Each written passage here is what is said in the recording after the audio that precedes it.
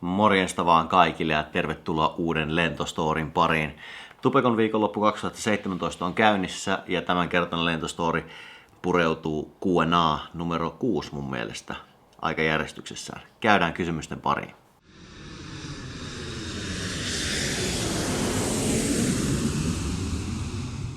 Kysymyksiä tuli taas perinteisesti todella paljon ja otan tästä nytten muutamia, ettei videosta tule perinteisesti liian pitkä, joten käydään aiheeseen. Ensimmäisenä, mitä kaikkia lentäjien pitää matkustajille kuuluttaa ja onko kuuluttaminen niin sanottu ohjekirjoissa määrättyä? No perinteisesti kuulutetaan, että lentoaika ja määränpään sää ja onko reitillä turbulenssia ja luonnollisesti tervetuloa koneeseen ja tämmöistä. On olemassa ohje, että mitä siellä pitäisi sanoa. Ja muun muassa se, että aikaisin aamulla ja myöhään illalla, niin kuin nyrkkisääntönä aamu 9 ja sanotaan ilta 9, ilta 10 jälkeen, niin ei enää kuulutettaisi, koska matkustajat todennäköisesti haluaa nukkua. Mutta kuuluttaminen sinänsä on tässä ammatissa, niin se ei ole niin prioriteettilistalla, se on siellä, että siinä duunin ohessa asiakaspalvelutyönä sitä tehdään. Ja mä en esimerkiksi kuuluta lyhyillä lennoilla ollenkaan ilmassa. Mä teen maassa kuulutuksen, tervetulokuulutuksen, mutta ilmassa en sitten ollenkaan, jos lento on esimerkiksi puoli tuntia tai 45 minuuttia. Mutta sitten jos tulee jotain muuta ihmeellistä, esimerkiksi ylösveto tai joudutaan odotuskuviossa lentämään, niin sitten luonnollisesti annetaan matkustajille lisää infoa. Tai jos on pitkä myöhästyminen tai vastaavaa. Mitä mieltä olet ilmailukijoista? Hyödyttääkö se tulevaisuudessa? Oletettavasti, että jos haluaa tähän lentäjäammattiin. Ilmailulukioista, mitä mä olen saanut käsityksen, että siellä on mahdollista käydä PPL, eli tämä Private Pilot License, yksityislentäjän lupakirja lukio-opintojen ohessa, niin totta kai se on plussaa. Ja jos haluaa lentäjän ammattiin ja hakeutuu lentokouluun, niin kaikki ilmailuharrastaminen katsotaan plussaksi, harrastuneisuus, oliko se ultralentämistä tai PPL-lentämistä vai rippuliidokkiin, mitä ikinä, niin se katsotaan plussaksi, että on harrastanut ja kiinnostunut ilmailusta. Mutta ilmailulukio, jees. Seuraava. Olen kuullut, että lentoyhtiöt maksavat muiden maiden ylityksestä. Paljon tämmöinen maksaa ja koskeeko se VFR-lentoja esimerkiksi Norjaan ja Ruotsiin? No VFR-lentoja mä en ole lentänyt itse sitten 8 vuoteen tyyliin, että niistä mä en osaa sanoa yhtään mitään, että oikeastaan kyseisen maan AIPstä löytyy sitten info, että paljonko touhu maksaa. Nykyisin Euroopassa on tämmöinen Open Sky-sopimus, eli lentoyhtiöt saa lentää toisiin maihin ja siitä ei tarvitse maksaa, mutta luonnollisesti sitten se lennonjohtopalvelu maksaa, eli tutkapalvelu ja niin päin pois. Sitten tämä perinteinen Siberia-ylilennot, eli Venäjän valtio rokottaa sitä aika paljon, että saa luvan lentää Siberian ilmatilan kautta tuonne Aasiaan. Mutta periaatteessa tämmöinen Open Sky-sopimus Euroopan sisällä, niin se ei maksa mitään lentoja maasta toiseen, mutta siinä tulee luonnollisesti myös kustannuksia väkisinkin, lennonjohto niin päin pois.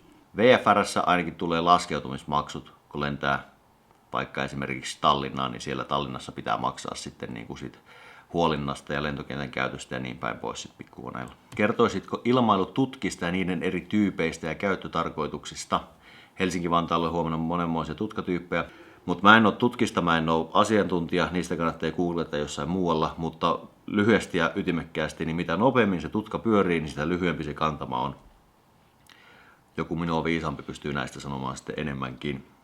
Q&A-kysymys, voiko päästä lentäjäksi, jos korviin menee painetta nousussa laskussa ja voiko se loppua, kun vanhenee?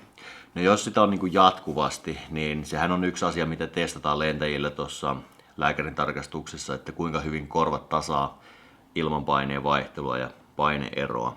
Että jos on semmoista kroonista, niin kun mä en ole lääkäri, niin mä en ota kantaa, että siinä mielessä kannattaa mennä ilmailulääkärin paikkeille ja kysyä, että mikä tää homma on, niin he osaa sitten sanoa, mutta ei lentäjillä nyt ammatin puolesta voi olla jatkuvasti ongelmia paineen tasauksen kanssa, muutenhan tätä työtä ei pysty tekemään.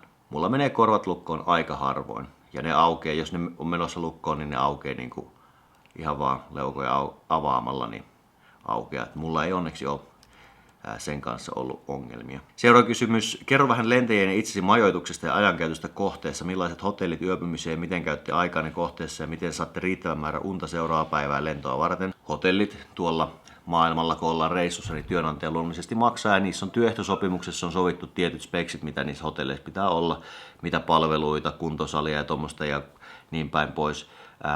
Ja huoneessa pitää olla tietyt standardit. Koska luonnollisesti siellä vietetään paljon aikaa, niin se taso pitää olla myös jotain. Ei välttämättä siis mitään 5 tähteä, vaan siis semmoinen perus hyvä 4 tähden hotelli. Joskus tietyissä paikoissa, missä ei ole hirveästi hotellitarjontaa pienissä kaupungeissa, niin 3 tähteäkin on fine. Tämä ei ole siis sitä, että pitäisi olla jotain luksusta, mutta minä vietän 130 työtä hotellissa vuodesta, niin kyllä se pitää olla semmoinen, että siellä niin kuin viihtyy, koska siellä ollaan tosi paljon. Ihmiset käyttää ajanvietteenä mitä ikinä. Jotkut kuntoilee, jotkut tekee videoita niin kuin minä, jotkut käy tekemässä sightseeingia. Mitä ikinä oikeastaan. Jotkut käyttää sen lepäämiseen, lukemiseen, mitä ikinä. Ihmiset on erilaisia, jokainen tekee oikeastaan mitä haluaa. Joskus tehdään ryhmässä jotain, lähdetään jonnekin retkelle tai vastaavaa johonkin vuonoille jotain veneajelua, mitä ikinä. Siis mahdollisuuksia on tuhansia.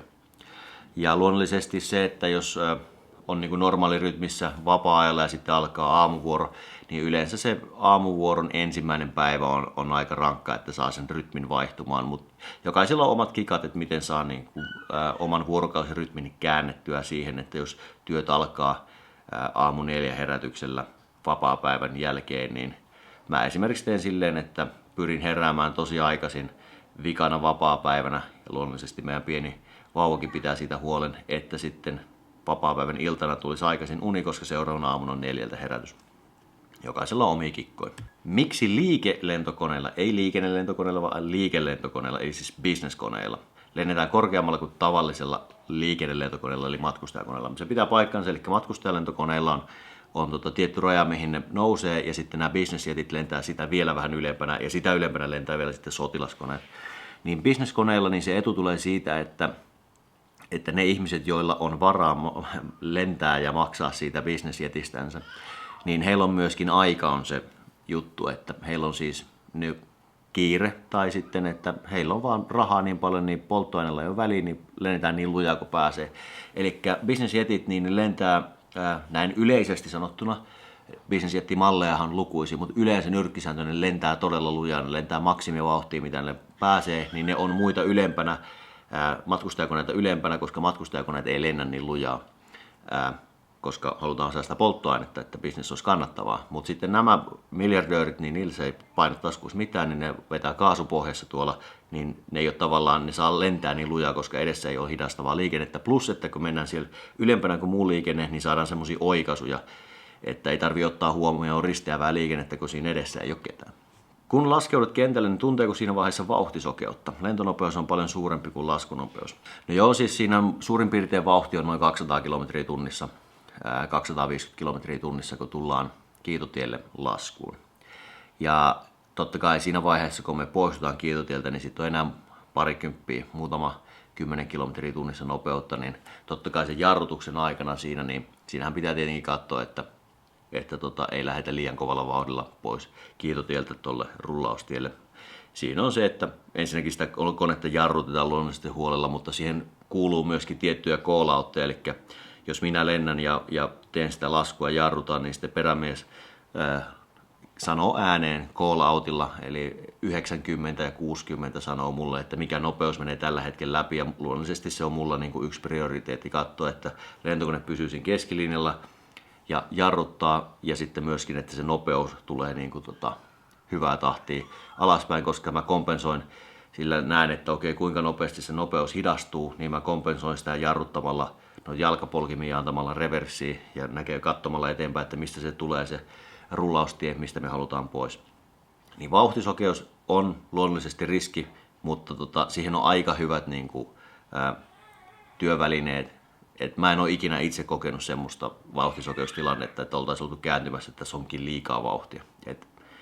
Se on tiedostettu ja siihen on koulutus olemassa ja toimenpiteet. Mitä konetta haluaisit lentää seuraavaksi? No, en osaa sanoa kyllä yhtään, että mä keskityn nyt tähän CRI:hin ja sen lentämiseen ja katsotaan sitten, mitä tulevaisuus tuo tullessaan.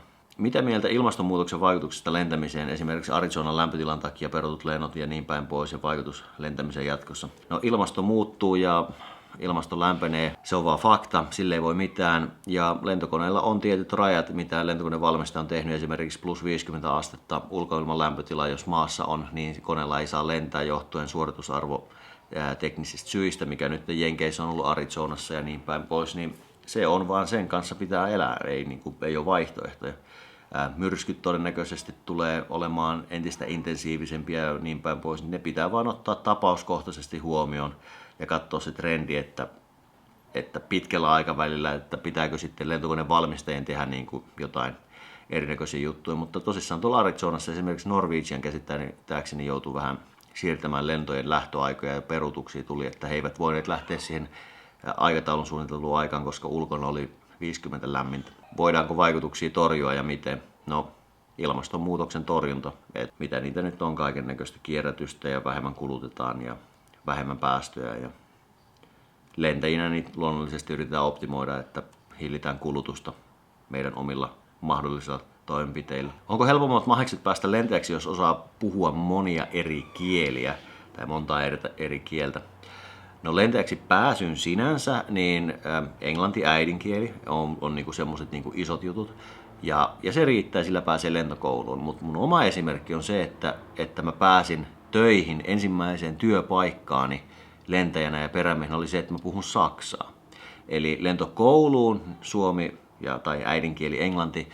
Ja sitten kun haetaan töitä, niin mitä useampaa kieltä osaa, niin sitä luonnollisesti paremmat mahdollisuudet on päästä töihin ylipäätänsä. Jos mä puhuisin pelkkää suomea ja semmoista niin kuin OK englantia, niin mun markkina, mihin mä voisin päästä töihin, on huomattavasti pienempi kuin sen lisäksi, että mä puhun sujuvaa saksaa. Niin mun markkina, minne mä voisin hakeutua töihin, on niin kuin Euroopan suurin äidinkieli.